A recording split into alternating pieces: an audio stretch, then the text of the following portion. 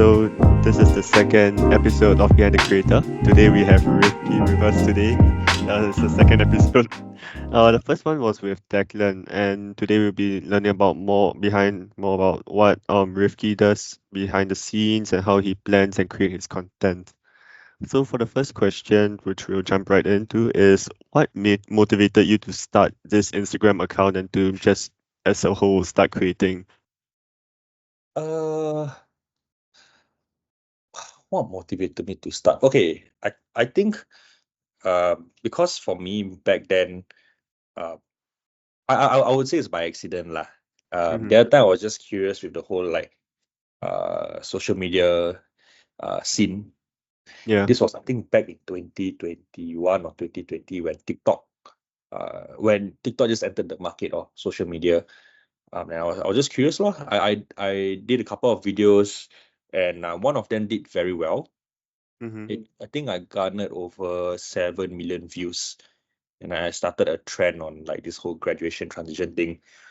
And then from there, I was like, oh, actually, the power of short form content is amazing, Right. astronomical lah. Yeah. Then from then on, I started doing all sorts of content, Mm-hmm. to just try and like test out the platform. It was a very long process. Only this year, then I figure out what I actually want to do for my page, which is travel content lah. And Right. before this, I was doing cinematic content. I think Mm-hmm. you know because you saw my Mm-hmm. previous like contents on TikTok, right? Mm-hmm. Um, I While I was doing like cinematic content, I realized it's a little bit how do I say this? Like I didn't really enjoy doing it Right. because whenever I travel to shoot for clients, right, I realize there are a lot more stories that I can share, but I'm Mm. restricted just because my account is towards the cinematic niche. Yeah. So I left that, and then now I'm just doing vlogs and like stories from all my trips, all my solo travel trips, and Mm. yeah lor. Okay. All right. Moving on to the next question is, over time, what is one main thing you have learned and how has it impacted you as like on how you create content nowadays? One thing I've learned. Mm. Um I learning how to ignore learning how to ignore certain comments is very very Oh, very important. okay. Yeah, because when you're chasing this like dream of yours to be like the top creator and what's not, right? Mm-hmm. It's important to know that these comments don't matter because at the end of Mm-hmm. the day, 90% of your viewers will support you, right? Right. Yeah. And it can get very demotivating Mm. because the comments can be quite crude. Mm-mm. But at the end of the day, you are doing something and they are not. And um, if anything, you are still impacting, you're still benefiting the society in whichever way possible, depending on your niche lah. Right. Yeah, so Right. Right. it, it will it can get quite tough lah, to be Yeah. honest. Yeah. Yeah, because even if there are like, let's say out of like 20 comments, only two of them are the haters, right? Mm-hmm. If let's say they hit a nerve, well, sometimes it's very difficult to ignore. Yeah. And Yeah. Understand. yeah, lor, like if the Mm-hmm. moment you choose to attack, it can get very messy lah. So sometimes I rather just not and just keep quiet. Yeah, Yeah. yeah. I think that's the important thing, especially now that like there's once in a while there are these type of people that just pop up in the comments, isn't it? Yeah. Hmm. For the next one is so you do short form videos, right? And usually I see that your videos are more of like storytelling, where you have a certain trip and you document it into short videos. Mhm. How do you adapt your storytelling skills into shorter videos? Because as compared, I don't know, to like long form videos on the YouTube, they can tell the full story, isn't it? How Mhm. do you adapt it to be like something on Instagram or TikTok? Um. Okay. I would say this. Okay. This one. Okay. When I look through when I look back at my videos, right? Let's say I finish a trip. Okay. Now Right. I want to cover a story on my journey back to the airport or something, and then something Mm. happened. Um. what I usually do is I will figure out the main message that I want to deliver to the audience. If Right. there's a need for part two, then it's good also, because technically people will have to follow my account to find out Mm-mm. to find for part two, right? Mm-hmm. But in general, knowing the main point is very important. And then when I watch my video, okay, so let's say I edit this video to like maybe 3 minutes, for example, 3 to 4 minutes. That's technically Okay. really long form, right? Mm-hmm. Um, I'll watch the video first, and then I will ask myself, is this something that I want to watch? Mm. If I don't know myself at all, and is this uh, am I retaining the audience's attention? Uh, Good. Wait, how am I supposed? Wait. Let me phrase this right. Wait. Okay, okay, take your Uh, time. okay, if they were to watch, right, would they get Mm-hmm. bored at any point of time? And that's the whole point of short form lah. Like Mm-hmm. you have no opportunity to waste their time. Yeah. Right. So when I watch, right, I must make sure like something is gonna happen every 3 seconds, and it can mean Mm-hmm. like a lot of things. Like Mm-hmm. it's either information, it's either through text. Mm-hmm. If I feel like that, if let's say I'm doing something now, okay, I'm going to the toilet, even though even though you can tell that I'm going to the toilet, I'll put like a text there just to let people know that I'm going to the toilet to sort of like uh retain their attention, Mm-hmm. right? Yeah. And then towards the end, I'll try to cut it down to as short as possible. Mm-hmm. Um, and I make sure all the exciting parts are inside lah. And creating Yeah. suspense is very important Mm-hmm. also for Mm-hmm. this type of short form videos. Yeah. So it comes with practice. Lor. Last time it's not a overnight thing, then you know how to do it. I think it Mm-hmm. took me like maybe a year or two to figure out how to turn long form into short form. Uh-huh. Yeah, a lot of trial and error. Mm-hmm. Then slowly you will understand, and you know what your audience uh sorry, my mind start again. It's okay. Take your time. What slowly you understand your audience lah. Mm. Yeah, you know what they want to watch, you know what they don't want to watch. Yeah, Yeah, yeah. sometimes when you this has happened to me like a lot of times when I did my vlogs, right? Mm-hmm. Sometimes I edit for the sake of editing, Right. and Okay. then you know it won't do well one lah. Mm. Yeah, some stories, sometimes when I did um I'll be at the edge of my seat because it's Okay. like a very exciting story. Mm-hmm. Like the recent one, the passport video that I did, even that Mm-hmm. also I was like panicking while editing the Mm-hmm. video. But then I know like, oh, this video is going to do well. Mm. Yeah, so I think it comes with practice lah. Ah, cool. Because I myself also that usually I have such long videos and then I have to also compress it on Instagram to like 1, 2 minutes, right? While trying to Mm. tell the full story to everybody. Yeah, things pretty tough to me also. Right? Yeah. Yeah.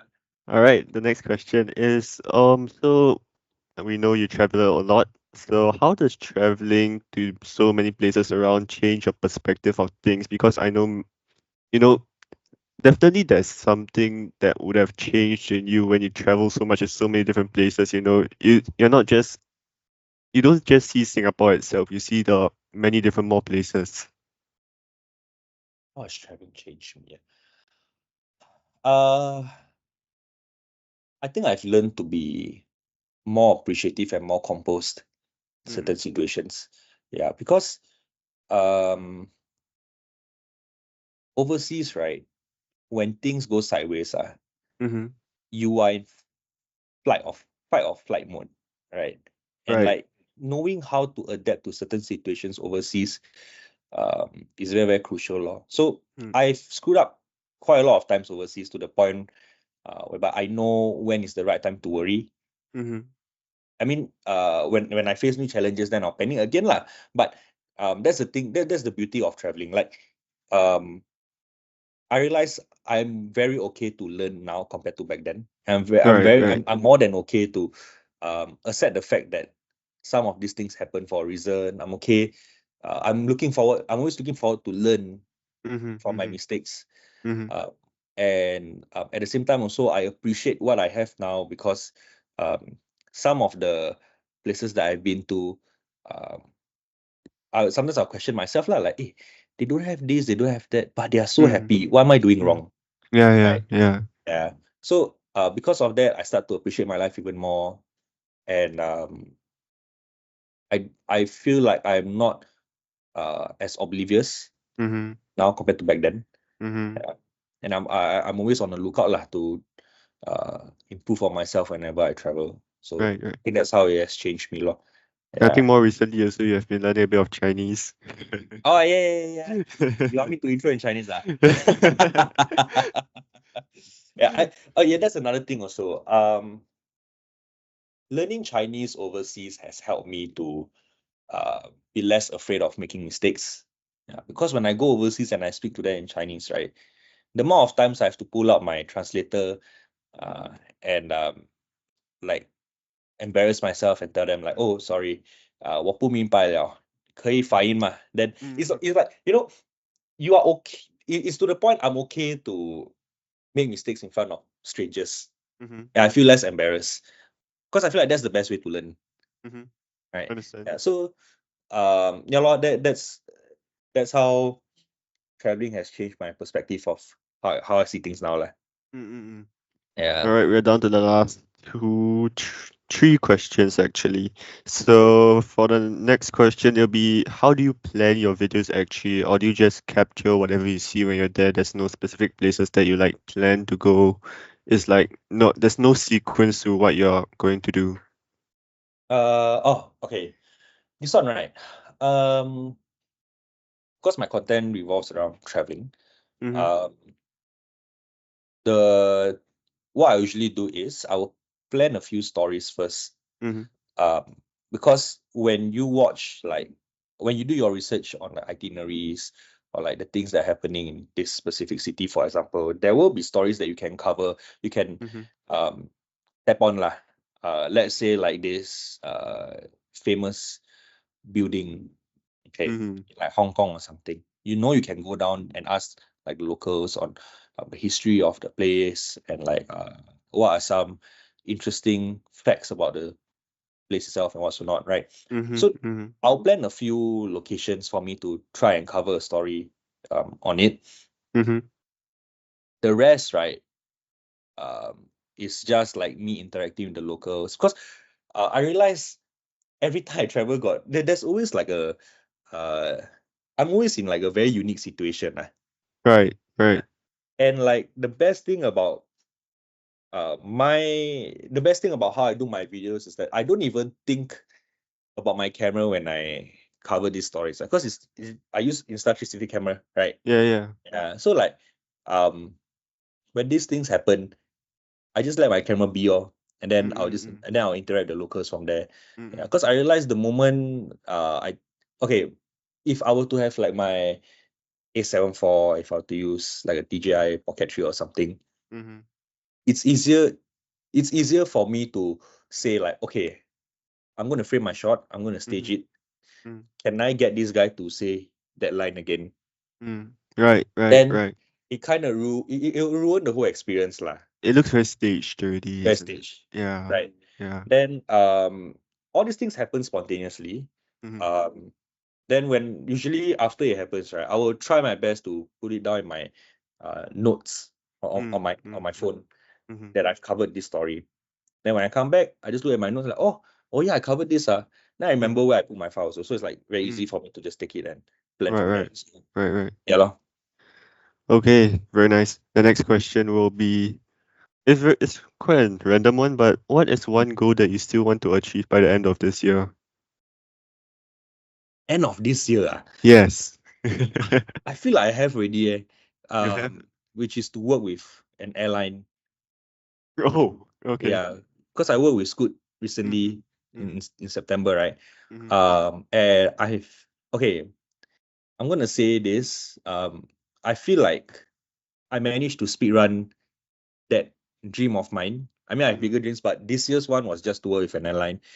Wow, Because okay. I rebranded in March, Mm-hmm. right? So within a span of like I think that time 6 to 7 months, I managed to land Scoot. I was like, wow, even I shocked myself. I was like, wow, I managed to land Scoot. Mm-hmm. So yeah, lor, I think I've already managed to achieve what I want to achieve for this It year. is a pretty big thing, isn't it, for you? Yeah. Right. Yeah. Hopefully it's your turn, lah. You know, Yeah, who no, knows? You know maybe, what? Let me ask you. hopefully.